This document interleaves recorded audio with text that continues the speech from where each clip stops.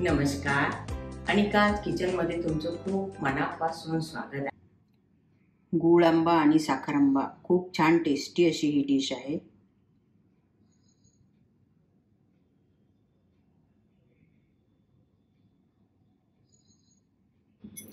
ही कच्ची कैरी घेतली आहे, एकदम कडक आहे आणि ह्याची वरची साल काढून आपल्याला ही किसून घ्यायची आहे.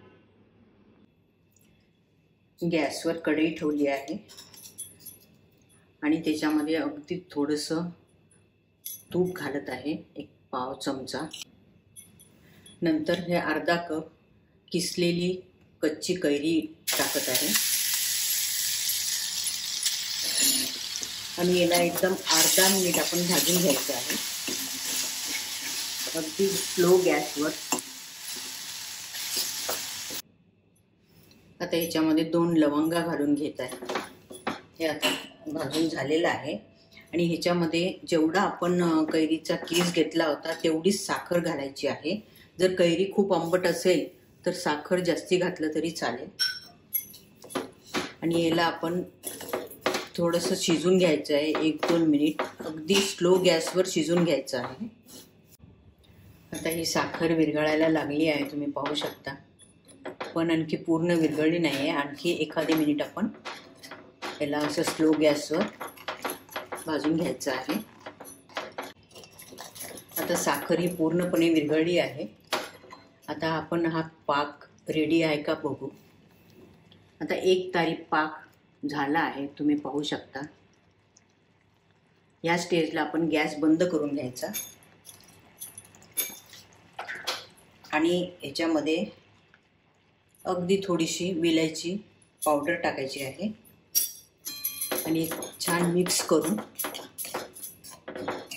हे बाजूला काढून घ्यायचं आहे. असा आपला हा साखर-आंबा रेडी आहे. गॅसवर कढई ठेवली आहे आणि त्याच्यामध्ये पाव चमचा तूप घालत आहे आणि याच्यामध्ये 2 लवंगा घालून घेत आहे. नंतर ह्याच्यामध्ये अर्धा कप किसलेला कैरी घालत आहे.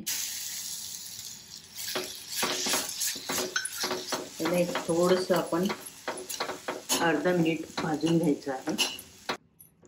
आता हे भाजून झालेलं आहे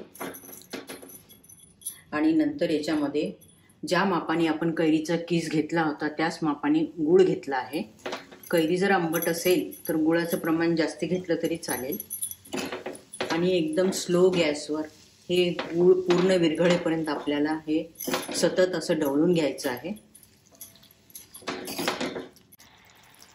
गूळ पूर्णपणे विरघळलेला आहे, तुम्ही पाहू शकता. आपण याचा पाक आता चेक करू, झाला आहे का रेडी. हा 1 तारी पाक झाला आहे, तुम्ही पाहू शकता. ते या स्टेजला आपण गॅस बंद करायचा आणि याच्यामध्ये थोडीशी विलायचीची पूड घालून घ्यायची आहे आणि हे सर्व मिक्स करून घ्यायचं. आणि अशा प्रकारे आपला हा गुळ-आंबा रेडी आहे. मुलांची फेवरेट डिश हा गुळ-आंबा आणि हा साखर-आंबा खूप छान टेस्टी अशी डिश आहे. तुम्हाला जर हा माझा व्हिडिओ आवडला तर जरूर लाईक, शेअर, सबस्क्राईब करा. व्हिडिओ बघितल्याबद्दल धन्यवाद.